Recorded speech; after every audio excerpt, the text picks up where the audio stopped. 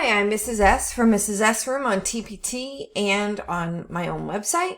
And we're here to talk about how to run your language program. And this is a question I get asked frequently by both experienced teachers and new teachers. So if it's an area you're struggling with, you are not alone. A lot of people really struggle with this, and it's something that I struggled with at first until I found the system and figured out how I could make this work best for me and for my classroom.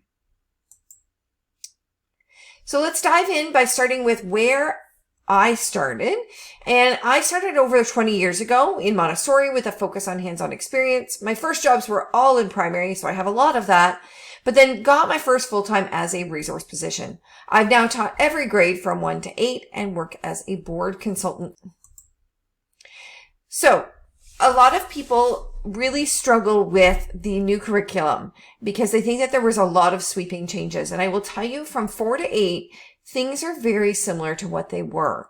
You're not going to find huge changes in 4 to 8.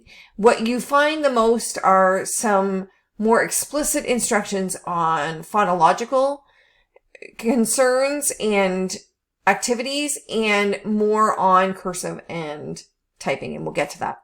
In grades 1 to 3, however, you will see a lot of shift in the foundations for reading. And this is because we're building in a lot more of those explicit phonics skills, the science of reading, and we're really trying to bridge those gaps. In grades 4 and up, you're going to see a lot more specifics on the meanings of words and how using different bases, prefixes, and suffixes can change the word meaning, because that's what we want. We want them to recognize that this prefix will change the word in this specific way so that they can apply that to new words as they read them. Of course, the expectation that everyone talks about is in cursive and in typing. Cursive starts in grade 3 in the curriculum. Keep in mind and give yourself grace that you are not going to get them to be perfect cursive writers if you have them in grade 8 and they've only had 1 year of practice. You need to give them and yourself some grace and think of it as if you were starting in grade 3 with that concept. The same goes for typing. And I will do an entire video if you want. Leave a comment if you would like to see a video on how I specifically and strategically develop keyboarding skills with students and with cursive. I can do 2 separate videos. So if you want to see that, by all means, comment about that. But that's a new expectation. Typing starts in grade 4 and cursive in grade 3. This is just a fun little extra. I love this Canadian homeschooler curriculum checklist. So if you are looking for a downloadable version of the new language or other curriculums, they have a downloadable version with checkboxes so that you can just download and be ready to use that. I use it in a variety of different ways. I usually print it off before in the summer and go through and make sure that which expectations I want to teach in which term, and then go through and cross them off as I've done them so that I know I've covered them, especially if I'm in an EQAO year. The years I've taught grades 3 and grade 6, I really try to make sure I've covered very specific expectations. When you begin your language program, you cannot begin unless you have assessed students first to know where they are. It is impossible to teach. So I begin with the San Diego word list. This is usually grades 3 and up. And it has a word list for every grades from 1 to 8. It actually goes beyond that, so you could even assess beyond that if you wanted. And you just have students read those words with you. When they get 3 or more errors, that's the level that they're at. So say they get to grade 3 and they got 3 errors, then they are a grade 3 level. As a teacher, I make a copy of every list and put it all on one page while I'm reading with students, and then I highlight the words that they get wrong. When they get 3, then I also highlight the grade name. So that's grade 3. And then I send that home to parents with a small note that says, this is by no means a thorough reading assessment, but it is a snapshot to see what words your students recognize and do not. And if you want suggestions on what to practice with them before I do a full assessment, let me know and I will gladly meet with you and go over this.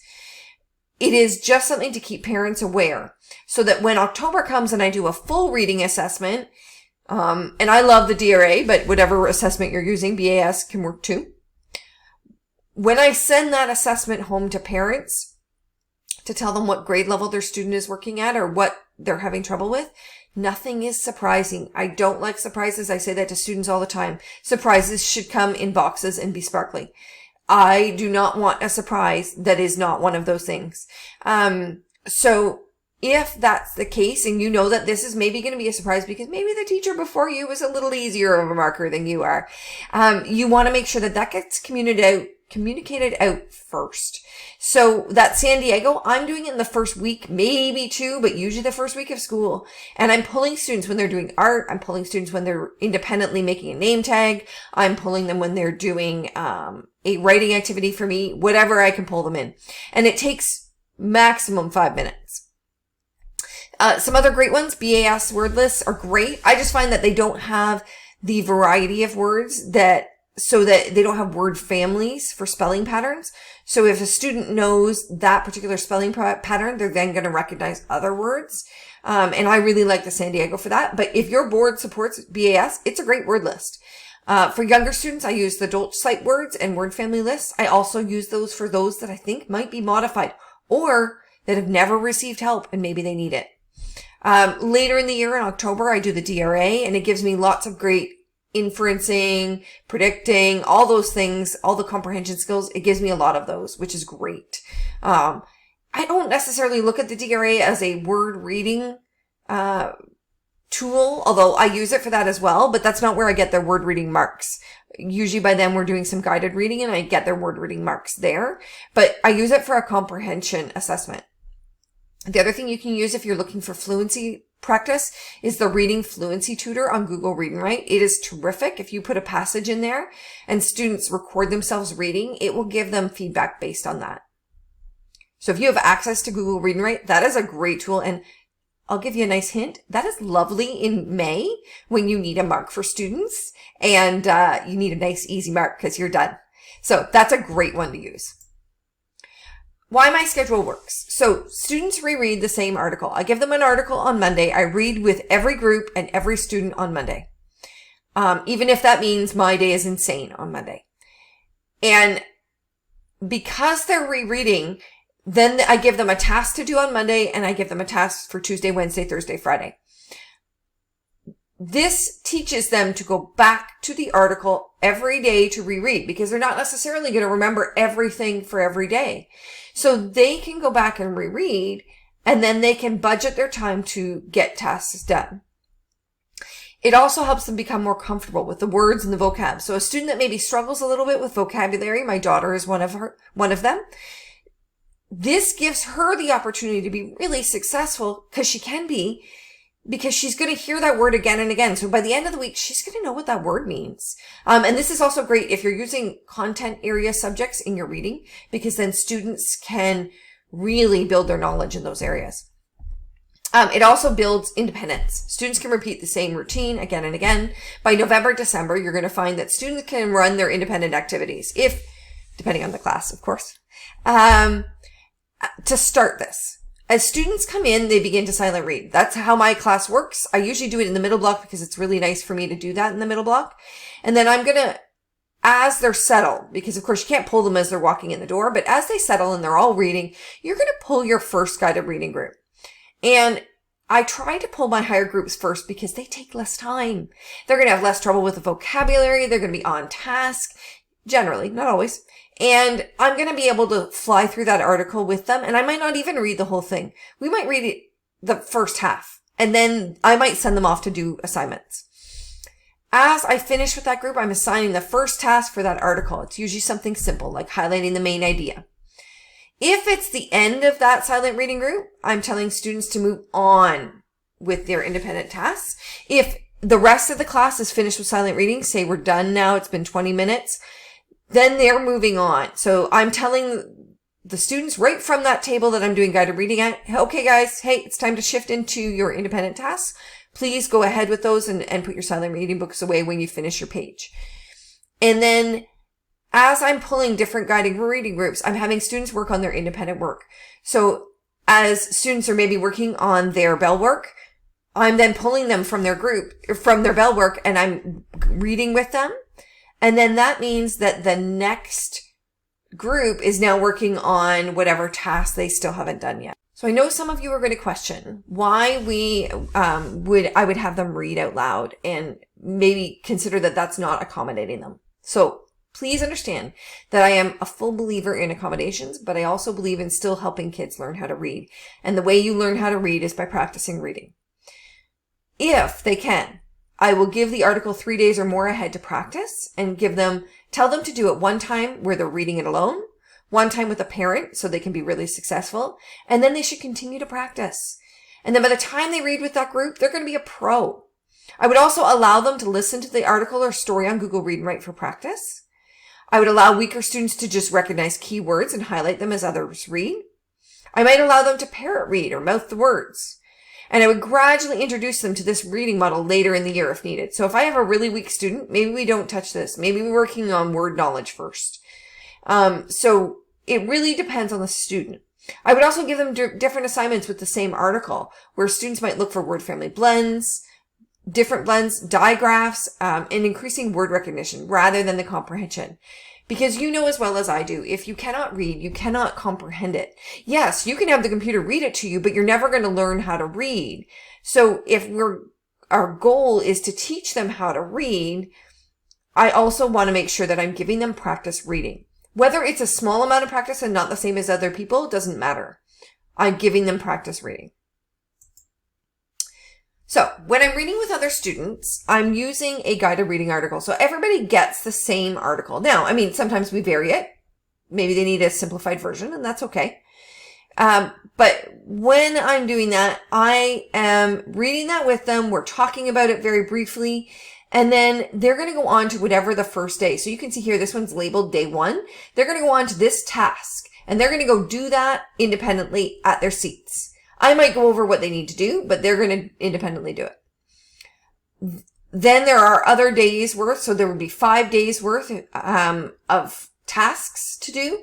And every other day except Monday, students are just going to pick up that independent task and they're just going to start it. I know that's real world, but in an ideal world, that's what I want them to do. I want them to know that this is what you need to get done. Now, I will say, I have done this different ways in different grades. In younger grades, I tend to do this as centers with a specific rotation in time. So this is the time you're reading with me. This is the time you're working on independent tasks. This is the time you're doing typing. However you want to set that up, you might set it up as centers. With older grades, and I would say older being grades 5 and up, I have often used a list. Here are the things you need to get done by the end of the day. And here are things that need to get done by the end of the week, like writing. And then at the end of the week, you make sure you check in. And then also you want to include some mini lessons. So say I am reading with a group, but I know that they're having trouble making predictions.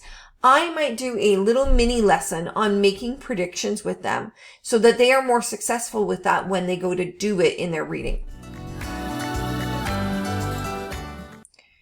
One of the independent tasks are Bellringers. And these came about because I was often finding that I was missing things. Oh, I didn't teach root words. Man, I need to teach that before EQAO. So I wanted to make sure I had something that covered all my bases, but it would regularly review concepts so students weren't forgetting them. And it also really helps because they all cover the language curriculum. I know that says on the side that they don't, they do. They cover the language curriculum. And it makes it easier for me to know that everything is covered. It is also very independent for them. Now, I will say, do not mark every single one of these. That would be insane. So what I do is I allow students to make corrections as we take them up. And then I give them an exam. I don't tell them that they're going to have an exam at first, but midway through the year, usually around like November, December, I give them an exam but they are able to use any of their previous corrections. And the exam questions, oddly enough, are almost always the identical questions that were in their Bellringers. And so it gives me a really great tool to see, did you check your Bellringers? Did you correct while we were correcting? And it teaches them to make those revisions. The other thing is that I check for completeness every week. So before we take them up, I check that they have actually completed them. And I often use a student for that. if I have a trustworthy student. Sometimes you can't, but when I can, I try to keep a student involved in that. They don't get a mark on it, nothing. It's just, was it done? So we make those revisions on their page. Shared reading. So shared reading is something that I have always done, but I didn't add it to my videos previously.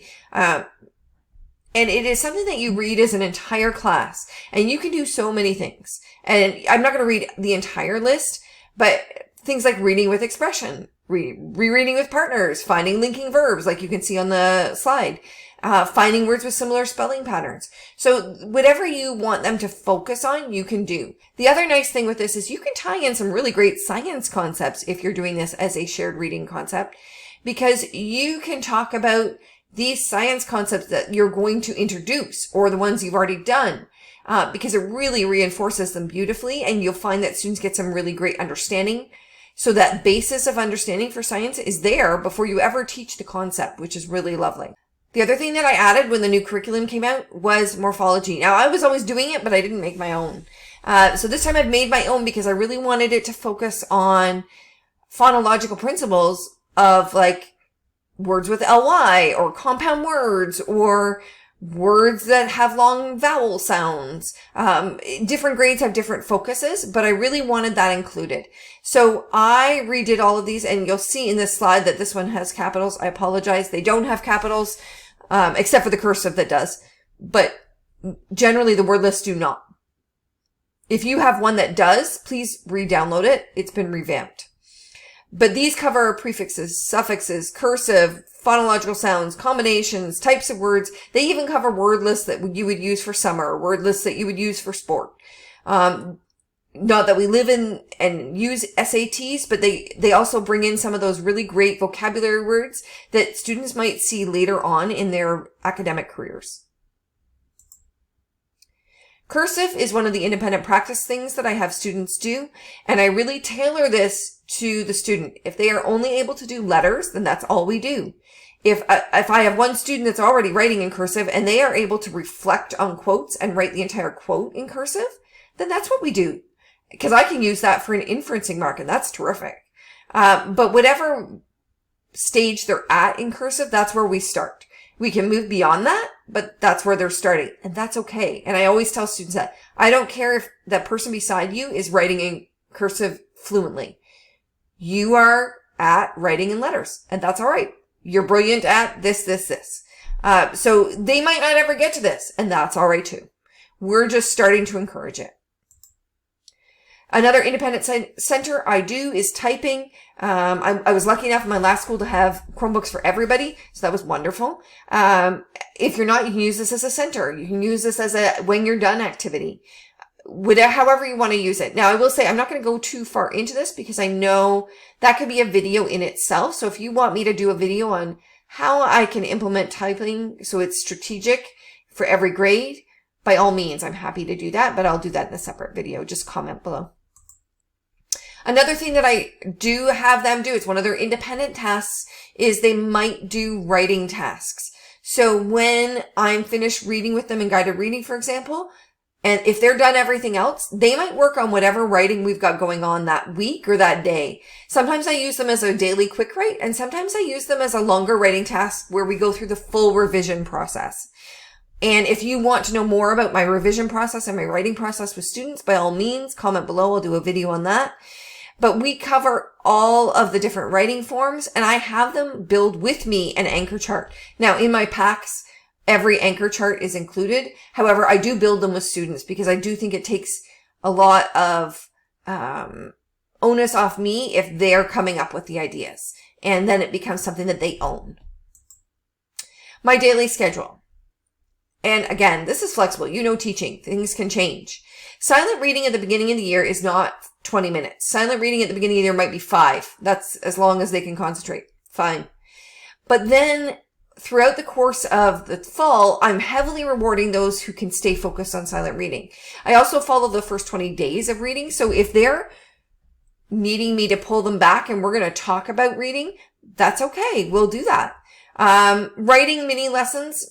I usually do those maybe once a week, and they're maybe 10 to 15 minutes. So we might focus on making a great introduction, including great adjectives. Whatever we're going to focus on, it's going to be in there. Guided reading takes about 10 to 15 minutes per group. Don't assume that guided reading takes 10 to 15 minutes in total. So as I'm pulling a group, we're going to be there for probably 10 to 15 minutes, going over the article, rereading it, going over the next task. But I only do that on Monday.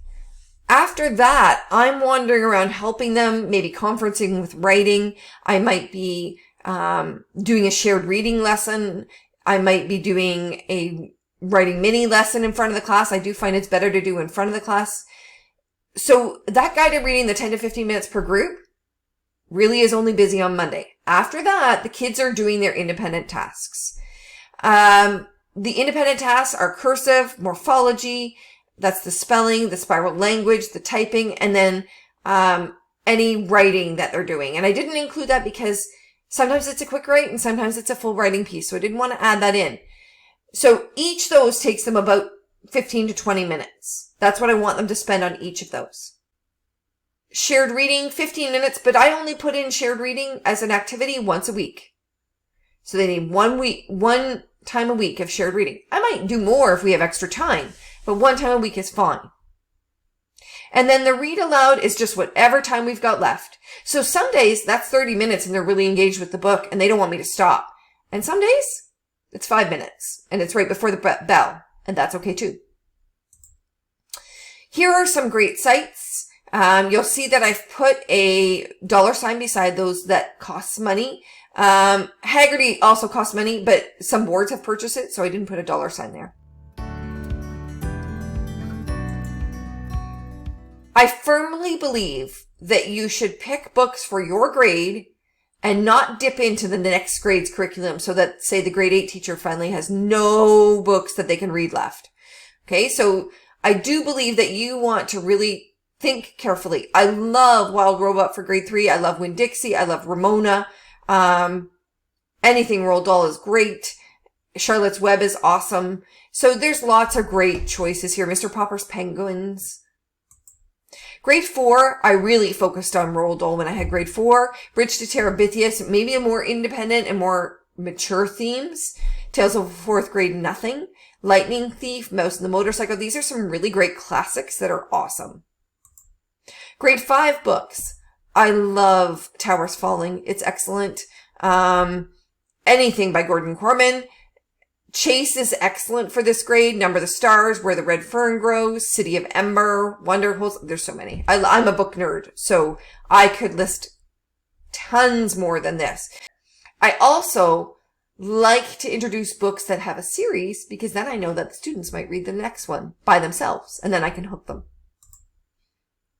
Grade 6 books. So I tend to pull in a lot of social justice in grade 6. So Fish in a Tree, Gordon Corman, Ground Zero is excellent. Maze Runner, Wrinkle in Time, Long Walk to Water, Iqbal. Those are all great ones. Among the Hidden, great ones. Space Case. If you have not read Space Case or Colossus Rises, you got to read those ones. Those are awesome.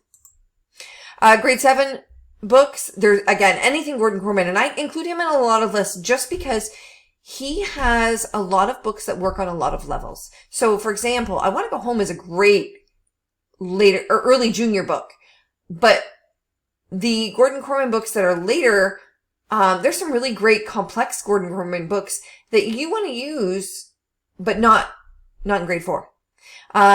In grade 7 and 8, I try and focus on really strong female leads because there's not a lot of those in literature. There's becoming more, but there's not a lot. And girls need to see themselves as strong and powerful female leads. So I really try to focus on that. And so I love Pretty's Uglies or Victoria Aveyard. I love her. Light and Hidden Places. There's so many good ones there. Grade 8, same thing. I focus on strong female leads. Alan Gratz as an author, anything by him or Eric Walters is excellent. So I really try to stay with those types of books and those sections so that I'm not touching on everybody's. I will say touching Spirit Bear, preview it first. There's strong Indigenous themes in there that may or may not be something that you want to bring up with your class because they are maybe a little outdated. So, although I love the story, check it. Back to school books. I'm not going to read them, but I love all of them. And I generally read picture books at the beginning of school start. These are my social media platforms. You can find me on Facebook, Instagram, and on my own website, mrssroom.com. You are welcome to email sherry@mrssroom.com and ask questions or comment below, and I will try to make videos or answer questions as I can. Thank you.